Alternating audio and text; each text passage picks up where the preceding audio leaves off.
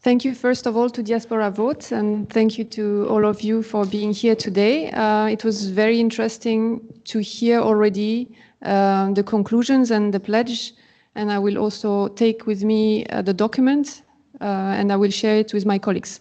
So as mentioned, I'm working at the European Commission here in Brussels in a Directorate General on Justice, which includes indeed the coordinator against racism, 𝗍𝗍𝗶𝘀𝗀𝗲, and myself on anti-Muslim hatred. We also have the Roma team and other colleagues dealing with LGBTIQ issues and anti-Semitism. So I'm very delighted to be here, and thank you to Céline and the team for this interesting event and very promising conclusions. Often people tell me that, sorry, I will take my other notes. That my work, if I meet random people in the street, they will tell me that the subject of my work is controversial. I will tell them that often when we started fighting against discrimination or racism, it was controversial, and hopefully it becomes actually a consensus, and everybody knows that we have to fight against different forms of hatred, including anti-Muslim hatred.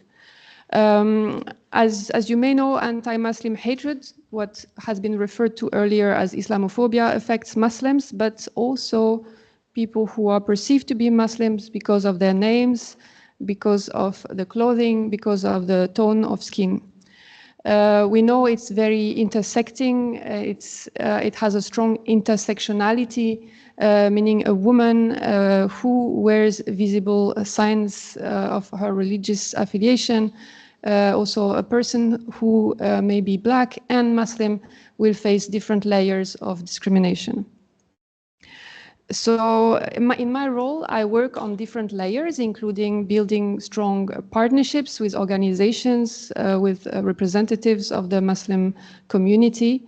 I also work on mainstreaming anti-Muslim hatred in different fields of the Commission's action, be it education, be it security, migration, be it related to employment, housing, and external relations. So I really focus on the EU, and I heard some of your recommendations are related to international policy, so this is not my competence. Recent surveys have unfortunately shown that anti-Muslim hatred is very prevalent in Europe and on the rise, especially after 7th of October. However, even before, it was on the rise. To give you an example, in Germany in 2023, anti-Muslim hate crimes increased by 140% compared to the previous year. It matches the figures of civil society. And in Sweden, in 6 months, the 6 last months of last year, anti-Muslim hate crime increased by 70%. Online, the issue is very striking in some member states where we have a lot of transparency, like in Spain, with a report every 2 months about online hate speech. We can see that in 2023, the most cases of online hate speech on social media platform were related to people coming from or assumed to come from Northern Africa, followed by Islamophobia, as they refer to it, followed by hatred related to people of African descent and migrants. So well above other grounds. So it's very striking to see these figures. As mentioned by colleagues, we have currently an action plan against racism that is ending next year. And we've been promised that the new Commission will embark on a new strategy against racism that will include anti-Muslim hatred. Nevertheless, it's very interesting to hear your recommendation to provide sufficient resources to all coordinators, but also a standalone document on anti-Muslim hatred, which has been sorely lacking. So maybe going back in the past, in fact, my post exists since 2015, even though it may not be known by many. I'm the 3rd person in this job. My post is also complementary to other jobs on racism or anti-Muslim hatred. On the EU level, we have a bit of legislation on racism, on hate speech, hate crime. And we have also new legislation, a directive on equality bodies, and that's crucial. Equality bodies in each member state should be one of the entry points for people who may suffer anti-Muslim hatred.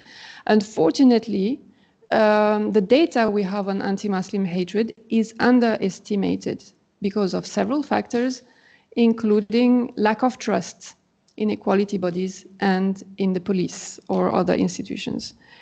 So my role is also to make sure that people know at which door to knock, be it the equality body or the police or an association, and strengthen associations who can be the first responders. New racist stereotypes are emerging in the wake of the 7th of October. There are conspiracy theories affecting racialized communities. You are familiar with some. They're also evolving, and we can see also conflation of Islam with terrorism, with Hamas, and negative stereotypes that may also affect minorities within the minority, with also the expansion of the conflict beyond Palestine. So stereotypes affecting a community, a religion, and sometimes also a country. So it's very important to see that there are also international repercussions of this phenomenon. I would like to also mention that we recently funded a small study on post 7th of October, showing that online in 3 languages, namely French, English, and Arabic, anti-Muslim hatred and anti-Semitism rose significantly on 3 platforms surveyed that included X, but also that pro-Israeli content was gradually more and more what they call Islamophobic, while pro-Palestinian content was not so much anti-Semitic, except obviously, I mean, there are cases, but in terms of volumes, they had this conclusion, which I found very interesting. It's very also important to see that we are facing a situation where the general population, non-Muslim, may feel antipathy towards different communities, be it the Muslims, the Roma, the Turkish community. And here in Brussels and in Belgium, there was a recent private opinion poll that showed that the most hated community in Belgium overall was the Muslims, with 32% of the population expressing antipathy towards Muslims. The figure for Roma was lower, 29, Turkish, 22, and Jews, 14, if I remember correctly. So in the wake of the 7th of October, we've had not only hate speech, hate crime, but as you know, also freedom of expression curtailed, freedom of assembly. We had mosques and cemeteries vandalized in several member states with a call for remigration, I quote, which is very toxic and shows the close interrelation between anti-Muslim and anti-migrant sentiments. So I'm really delighted to see that you have pledges to politicians, a member of parliaments, who can be allies, as we had in the previous parliaments, but they can also be those who harass us and shrink civic space and silence us by repetitive allegations that fighting anti-Muslim hatred or racism means affiliation to problematic movements. So I call also on the members of parliament to be responsible and to avoid this kind of conspiracy theories about all of us.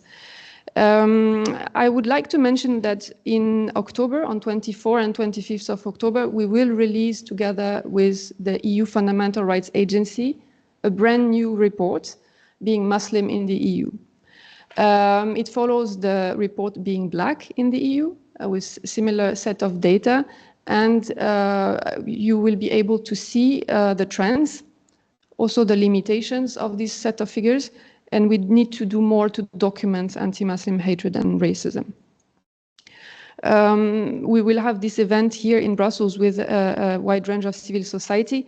I also work closely with ministries of interior, because that's also people who have the ability to protect citizens, and where also we know that there is structural racism. And therefore in November, on 20 and 21st of November, we will be in The Hague with the Ministry of Interior of the Netherlands and the coordinator to discuss anti-Muslim hatred. Last but not least, we will release by the end of this year a substantial legal report on anti-Muslim hatred with case law, with different jurisprudence about anti-Muslim hatred. It's a first ever report, and it will be a key document, a reference document for my work. So thank you again for having me, and I look forward to the discussion today and in the coming days and months. Thank you for standing, and thank you for all your efforts towards the newly elected parliament.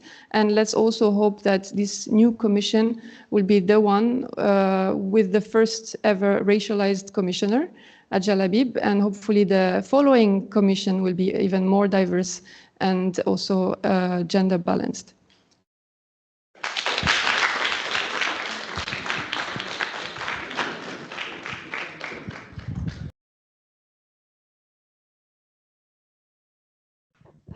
Thank you for your presentation and for explaining how you work regarding those issues. You mentioned that you're working closely with Ministry of Interior.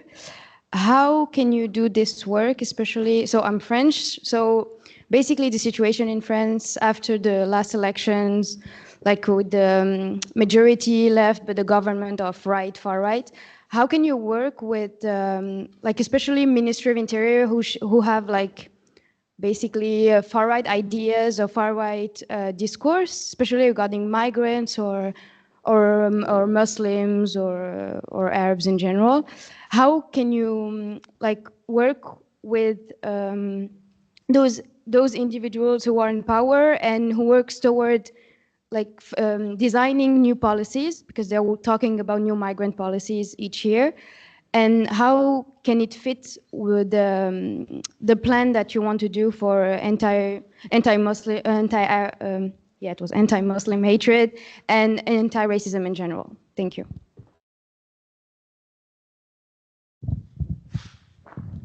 Thank you very much. That's a very good question. So indeed, I don't work only with ministries of interior. Now I mentioned this because for me it's a key deliverable. I work a lot with ministries of justice, social affairs, family, etc. But often when I bring my topic to this crowd of rather like-minded ministries, there is a silence when I present, and people ask me, why don't you talk about anti-Semitism? And when I talk to ministries of interior in front of me, I know people, I'm facing people who think they know Muslims under the securitization angle. So I'm there also to debunk myths about Muslims and Arabs and racialized communities. Now, you may have seen that so far we were under Commissioner Dalli, who was Commissioner for Equality, Union of Equality. In the new College of Commissioner, there are mission letters, and we are mentioned anti-Semitism, anti-Muslim hatred, and interreligious dialogue under the Commissioner for Security, Home Affairs, and Migration, the Austrian Commissioner designate. So you can see that it's possible, it is not sure, but we may move towards this kind of Ministry of Interior crowd. It has some meaning, because who is responsible for protecting places of worship? It's Ministry of Interior. Who is responsible for police, training of police, avoiding racism in police? It's the Ministry of Interior. Who is fighting against violent right-wing extremism? It should be the Ministry of Interior. So I feel there is a valid reason to work with ministries of interior. It has many challenges, obviously, but with FRA, for instance, we work on ethnic and religious profiling. So avoiding that the police just sorts people according to assumed religion. And that's very important for us, as we've witnessed cases of violence, undue violence by the police. And when I work with the French, for instance, we work with the Forum of French Islam, where under the previous Minister of Interior, Darmanin, he supported this Forum of French Islam with his pros and cons. It's not bottom. I mean, it became bottom up, but it was a bit the states organizing Islam. But it's nevertheless a very good tool for communication. They created a new association called Adam. I mean, they supported this association, and hopefully it will have the capacities of gathering information from Muslim community on anti-Muslim hate crimes and hate speech. So we know it's not perfect, but it is an interlocutor, and there is genuine conversation with the Germans. Or the German have produced a report of 400 pages on anti-Muslim sentiments, mandated by the Ministry of Interior.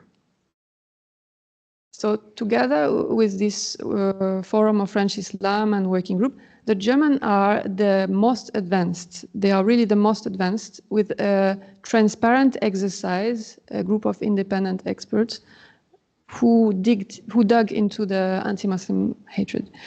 So within ministries of interior, you have people who are well aware about anti-Muslim hatred and fighting against it. So I feel they need support, also because in the Netherlands or in France or in Germany, you have this toxic anti-Muslim narrative from top leaders, as you have it also in Hungary or Italy. So we need to support these brave people inside the system who have a lot of goodwill, I would say. Thank you. Any other questions? Hi, my name's Helen. I'm from Ireland. It's lovely to meet you. I wonder what your kind of department, I don't know, has power over or say over the right to protest and the right to kind of freedom of speech on the streets. Do you advise on that at all? Because from my perspective, I'm getting quite concerned looking at what's happening across Europe. In Ireland, we don't have any kind of, we have no issues going on the streets and saying our views, but I'm looking at places like Germany and I'm getting really concerned. And I'm really, really concerned that that's going to grow, not throughout Europe just, but come over to Ireland as well. So I'm just wondering what your thoughts are on that and what your kind of department can do about that.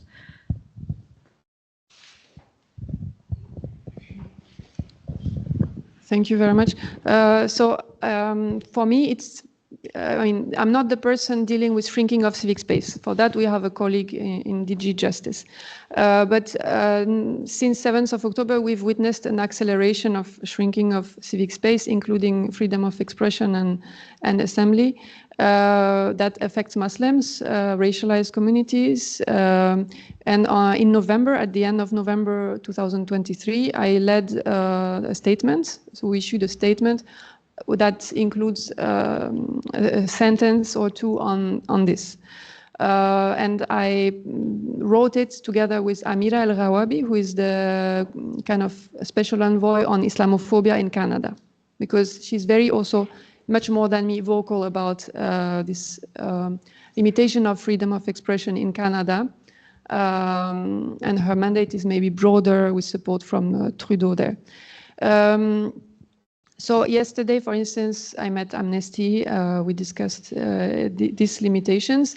Now, it shouldn't be the core of my work, because even before 7th of October, there was anti-Muslim hatred in different forms. And this is one of the facets. But definitely with Michaela Moa, the coordinator on racism, we are very worried about this. And I also work with Jewish stakeholders who face similar limitations of their freedom of expression for various reasons, but often because they have they disagree with maybe some policies of Israel, and therefore they are sidelined or they are seen as anti-Semitic themselves.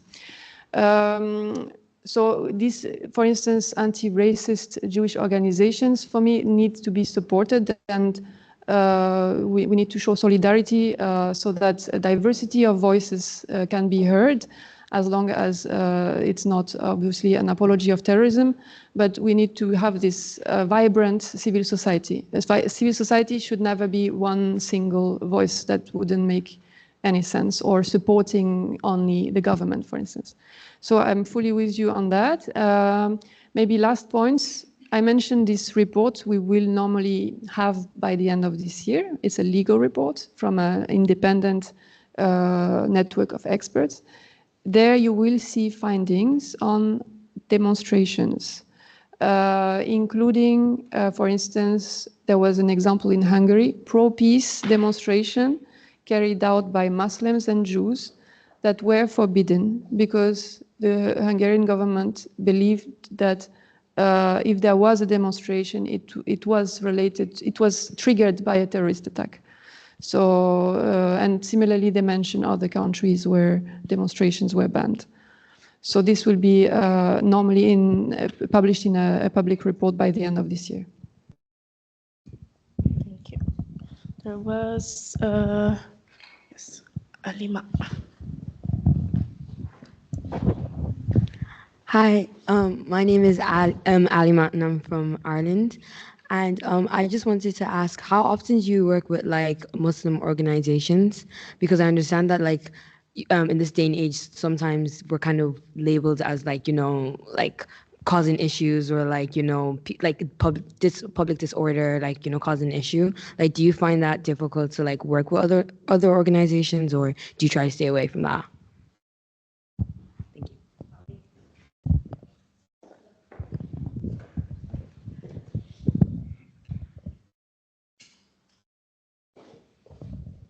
Thank you. So I try to reach out to diverse organizations. Obviously, there are some limitations and some organizations that I will never meet, but I try to diversify the crowd. And we have also different events. So we had some consultative ad hoc meetings with academia and civil society in Brussels since I joined in February last year. So there, I try also to have kind of not always the same group to represent all EU member states, to also represent minorities within the minorities, but sometimes also academia who may not be Muslims themselves. I'm also approached by networks of religious leaders. So there seems to be 3 or 4 of those European networks, and it gives a different angle. Now, I'm not a person who is in charge of interreligious dialogue. That is another colleague in our institution who does that. So I very much welcome dialogue with religious leaders, but the primary focus is anti-racist association or academia specialized in anti-Muslim hatred. I also try to have women on board and Muslims because I'm not sure if it works. Yes, there are occasions where we talk about anti-Muslim hatred without Muslims on board, and that can be very counterproductive. Thank you. Hello?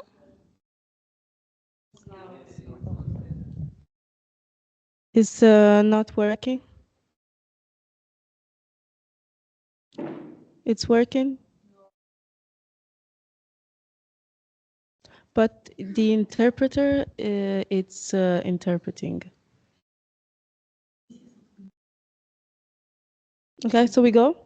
Okay. No, stop now.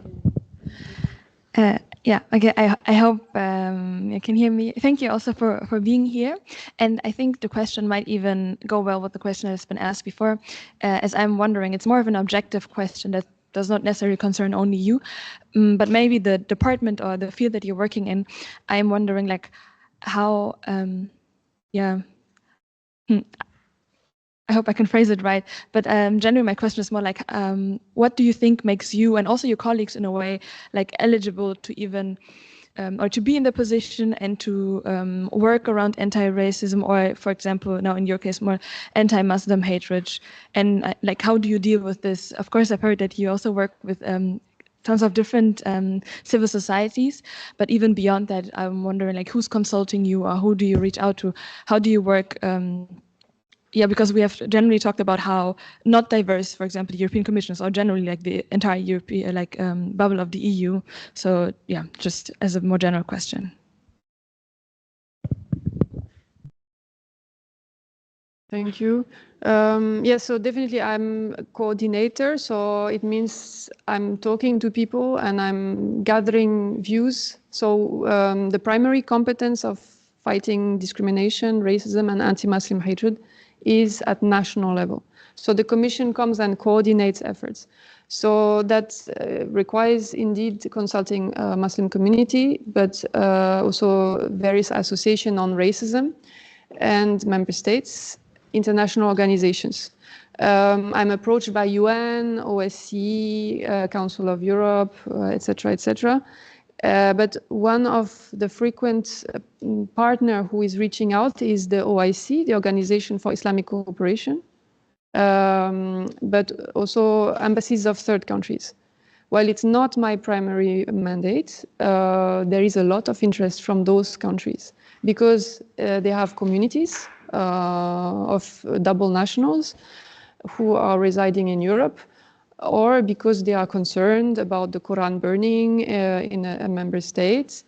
And that can be a support, but it can also be detrimental because then we are dragged into international negotiations on the subject. So our legitimacy comes from a daily need for consultation. We are not legitimate if we stay in the ivory tower and Brussels so white, as Shada Islam would say. So we need to definitely consider that the only legitimacy we have is to be a kind of not a spokesperson, but to be there to talk to citizens and institutions and bridge the gap, I would say. Okay. Thank you. I have a different type of question. My question is more like, how do you work with so-called liberal democracies, like I would say maybe Poland, Slovakia, okay, Hungary, and what are the challenges, if there's any? That's my question.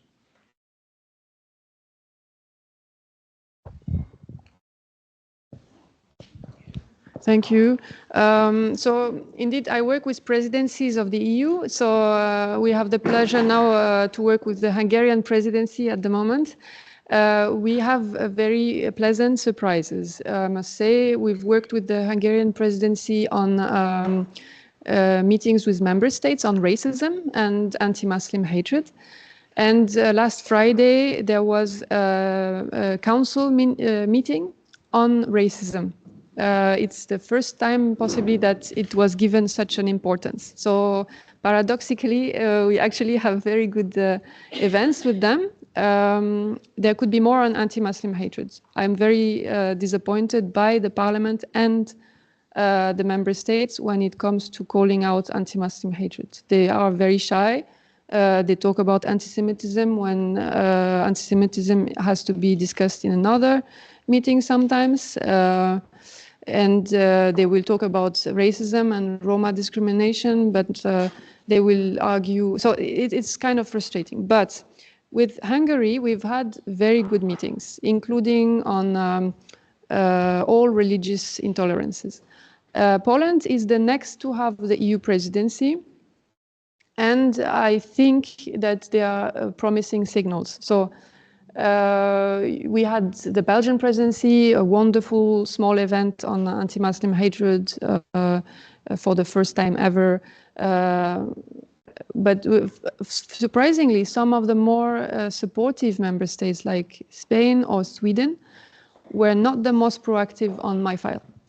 Now, but going back to the figures, if we look at the Eurobarometer on discrimination, it shows that the most anti-Muslim populations are in these countries. So this is where we need to work. But I'm thinking that some of the administrative staff is willing to embark on a joint venture. Thank you. There was first Samira, right? I don't think it's working, so I think I will. No, but the interpreter. Okay. I wanted to ask, like, considering the situation of anti-Muslim hatred right now in Europe, what is like the most urgent issue that we should work as like the Commission and so on should work on and focus on for this mandate? Like, what is like the most urgent, considering all the figures and considering all the what is happening right now and the level of anti-Muslim hatred that is right now in Europe?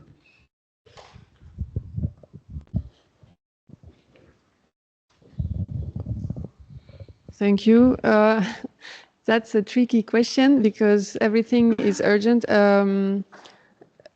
So we have now commissioner designates. I think the overarching thing we need to ask for is a strategic document on anti-Muslim hatred.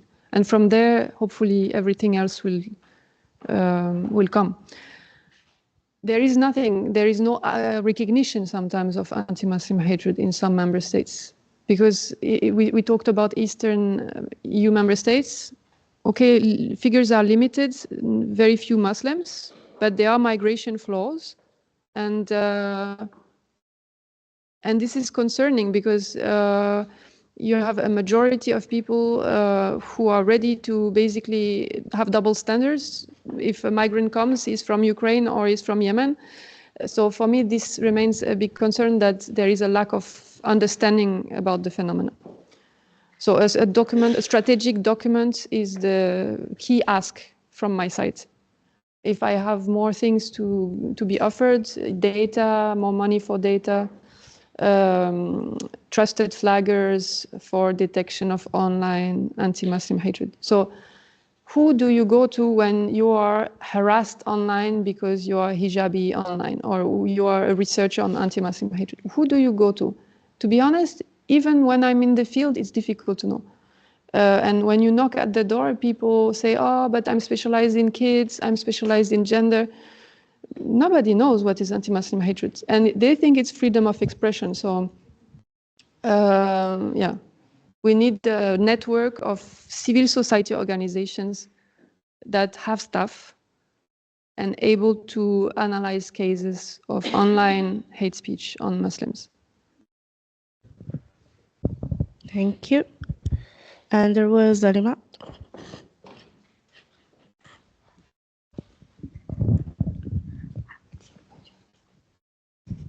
Hi, I have another question. So like I understand that you do all this work, but like my main concern is like how do you ensure that your work comes off as effective than rather passive? Because like we see so many times when like many politicians or many people in government say like we have this plan, we have this, we have all these type of mechanisms in place, but yet to this day, like as my fellow Irish woman said, like Article 11 like of the ECHR, we have the right to freedom of assembly, but we see it being like disproportionately affecting people who are basically Muslim or come from who have some culture that simulates to Muslims. Like how do we ensure that like these policies or the thing that you're doing, it actually comes and serves us, you know, we're able to access our right equally, and as well in terms of, you know, anti-Muslim hate, like is it only towards citizens or would it be applied to migrants as well? Because we see the migration pact, you know, so how do we ensure that we're all equal and comes off effective rather than just passive or just words?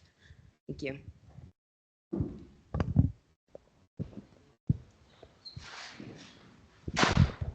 Thank you very much. So we are from an administration, so we are not operational people. Nevertheless, the Commission funds civil society organizations, and the purpose is also to be closer to the citizens and deliver results. So we have calls for proposals from the serve citizens, equality, rights and values. So there are wonderful projects in different member states. Working with ministries of different types and with partners on the ground helps have better results also and multiply the effects of our actions. We will never be sure that, I mean, we are trying our best. We are doing these 𝗟𝗶 surveys on being Muslim in the EU, being Black in the EU, the Roma also, anti-Semitism, and we can see the evolution. Unfortunately, indeed, it's worsening. I mean, we have to be honest with this. So we need to work more on prevention, on accompanying victims. The tricky thing is also that as we are talking about underestimations, so under reporting, under recording, it can be that increases also come because we are documenting better. So in the case of Germany, 140% increase of anti-Muslim hate crimes. It can also be partly because Germany is doing a better job in recording. So I don't have a perfect answer to your question. We are trying to be as effective as possible. But my job is de facto very administrative. I think that the change needs to come from the decision makers, be it President of the Commission, be it from the members of the Parliament. We see we have more racialized in some positions, like the Vice President of the Parliament, Yunus Omarjee, is the first ever racialized Vice President of the Parliament. That's an opportunity. We have less racialized members of the European Parliament in this mandate, but we have some people potentially in key positions, maybe a commissioner, maybe a vice president. So let's use this and let's argue, let's push for more political will. Without political will, we are just a token, indeed. Thank you. It was you before.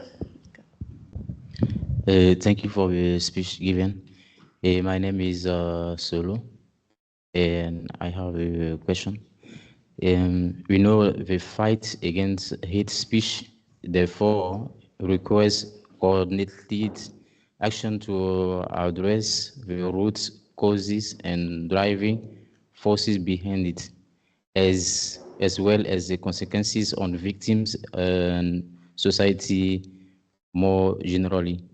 But that my question is, what action are you willing to take to combat hate speech? Thank you. So hate speech, for that I work with my predecessor, Tommaso Ciamparino, who was the former coordinator on anti-Muslim hatred. So we have a code of conduct for social media platform, for instance. We have a Digital Service Act where we ask each member state to nominate a correspondent and trusted flaggers. So that's a way of detecting hate speech. We are pleased to see some of them are nominated, like 𝗟𝗶𝗀𝗀𝗀𝗶 Respect in Germany, with experience and expertise on anti-Muslim hatred, but other forms of racism. I've worked with my colleagues from the security angle on a guide with examples of hate speech on Muslims that may be seen as a freedom of expression, but are not. We call it borderline content. So it's not illegal, it's not terrorist, but it's harmful, and it can be kind of funded by third countries. So you have bots, you have trolls that will harass people who may be Muslims or seen as supporters of Muslims or anti-racist. So for that, we worked on a guide with examples of memes circulating on social media. You will also see in the report to be published by the end of the year some recommendations that include more capacity to equality bodies, because some of them don't have the competence on hate speech. They are competent for discrimination in employment, housing, but maybe not in hate speech. And to have specialized cells. So in each member state, there should be a prosecutor who knows about hate speech, generally speaking, not only anti-Muslim hatred. In this upcoming report, you will see a few recommendations by these experts to member states. Thank you. I have a question on mainstream media. If you review and kind of report on mainstream media, thinking about like national broadcasters and channels, I just know from my own experience of my friends and families that pre 9/11, we grew up in a world that was quite different, particularly in mainstream media. And it's been reflected back to me when we were children. So I would have been about 12, that when 9/11 happened overnight, a lot of my Muslim family and friends just felt like they couldn't turn on the television anymore. They couldn't watch it. And I think for a lot of us who maybe hadn't felt that, we now feel that after October 7th, and we can see that mainstream media has often certain angles that are quite harmful. So do you look at that and report on it?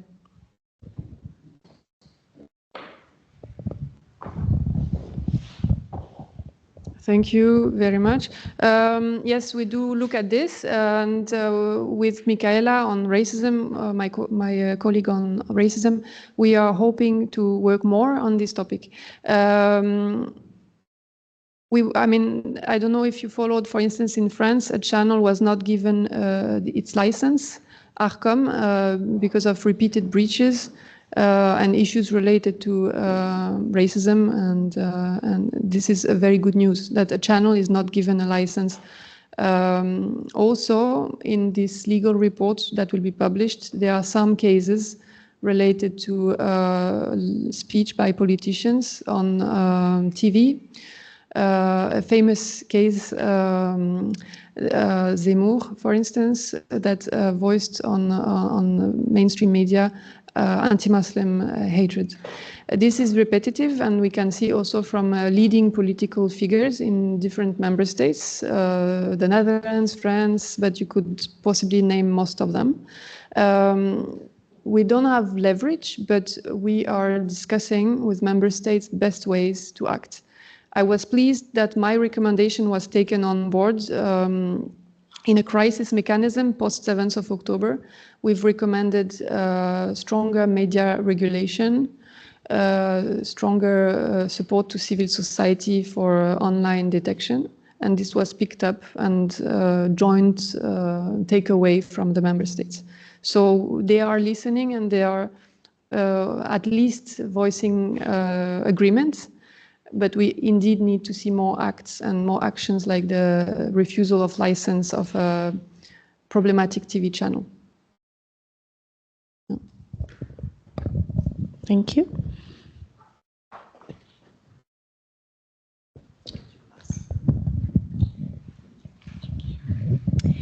I'm Helena, I'm from Germany, and I was wondering, as someone who has made it, you have a career in politics, what is something that we can do to start? Because I feel like sometimes when you're young, there's not really a place in politics for us yet. Like on a national level, do you think we should just join our parties at home and try to change things from within the parties? Or is there something that we can join here in Brussels, something like directly with the EU? Like, what are steps we can take to really make a difference?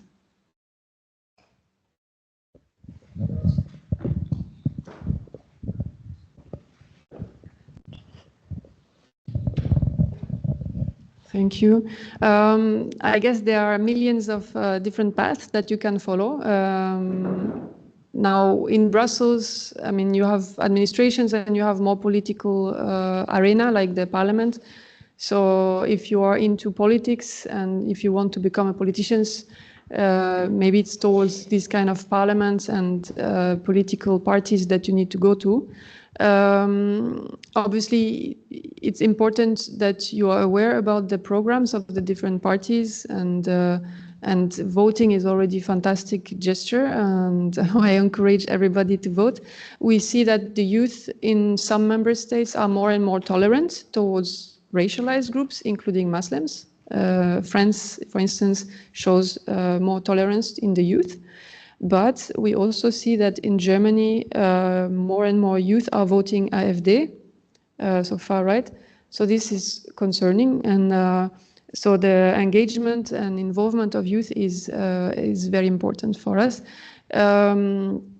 So I don't have a perfect answer to offer to you, but I think, yeah, it's about also making sure that you get the right information and that you double check and that you read different versions and different sides of the story on internal matters and external matters, and don't get fooled by this toxic media and social media.